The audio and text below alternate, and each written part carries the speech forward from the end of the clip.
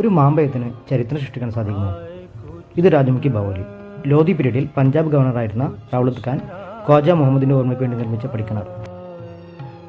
ബവോലി നിർമ്മിച്ച വർക്കേഴ്സിൻ്റെ പേരിൽ തന്നെയാണ് ഇത് അറിയപ്പെടുന്നതും. വഴിയാത്രക്കാർക്ക് വേണ്ടി വിശ്രമസ്ഥലം എന്ന നിലയിൽ കൂടിയാണ് ഈ ബവോലി നിർമ്മിച്ചിരിക്കുന്നത് തോന്നുന്നു. ഇതിനു മുകളിൽ ഒരു പള്ളിയും വിശ്രമസ്ഥലവും ഉണ്ട്.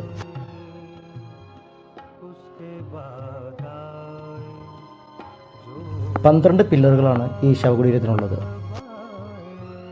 ലോധി പീരീഡിലെ പള്ളി എന്ന് പറയുമ്പോൾ പോലും സിഖുകാർക്കും ഇതിൽ പങ്കുണ്ടെന്നാണ് ചരിത്രകാരന്മാർ പറയുന്നത്, പ്രത്യേകിച്ചും ചിത്രപ്പണികൾ. ദൗലത്ത് ഖാൻ വിവാഹം ചെയ്തിരിക്കുന്നത് സിഖ് ഗുരു നാനാക്കിൻ്റെ സഹോദരിയാണ്.